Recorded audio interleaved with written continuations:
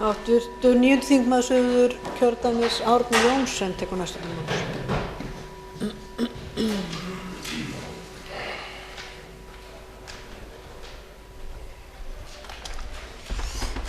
Virðulegi forseti, það var ömurlegt að hlusta á hæstvirtan atvinnu- og nýsköpunarráðherra hér áðan. Ömurlegt að hlusta á samkvæmisleikreglurnar sem fjallað í sambandi við sjávarútveg Íslendinga, fjöregg íslensku þjóðarinnar.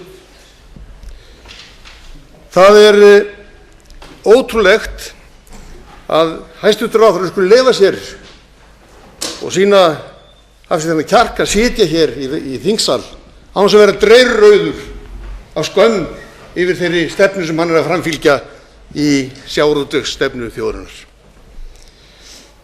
Það er allt slíkt löngu gleymt hjá hæstvirtum ráðherra, allt gleymt, og hann baðar sig í kinnapúðri Evrópubandalagsins sem hann makar á sig á hverjum degi og sleikir út hæstvirtur forseti.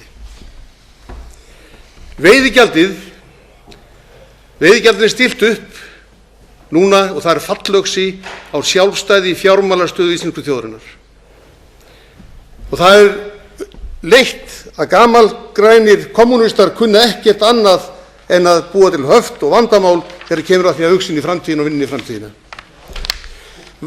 Þessi stefna sem ríkisstjórnin fylgir er illa ígrunduð í skjóli pólitísks bögglauppboðs með tómum pökkum þegar aðrir gáð.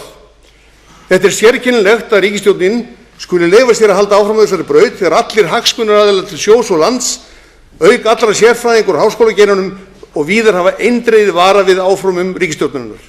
Heift ríkisstjórnarinnar í garð landsbyggðarinnar er skemmdar og hryðjuverk og á ekki að líðast. Og það er ætlunin að draga landsbyggðina niður í svaðið.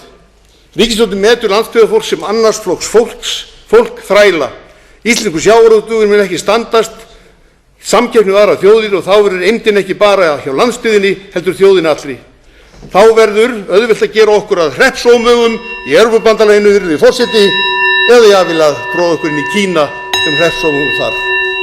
Forseti vill hvetja hv. þingmann til að gæta orða sinna í ræðustól Alþingis.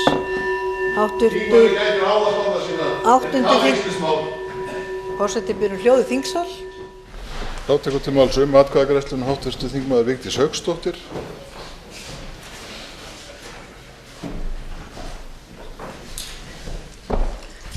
Virðulegi forseti, hér greiðum við atkvæði það hvort að eigi að fara í rannsókn á einkavæðingu bankanna frá 2002.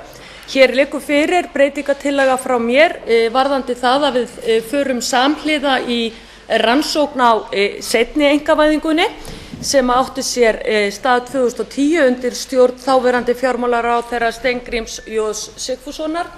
Einnig vil ég árétta það að það er hinn mesti misskilningur sem hefur komið hér fram að einkavæðingin fyrri hafi ollið bankahruninu, því ég minni á það að Íslandsbanki var einkabanki og féll fyrstur og því er ekki hægt að segja að einkavæðingin hafi ollið hinu svokallaða bankahruni.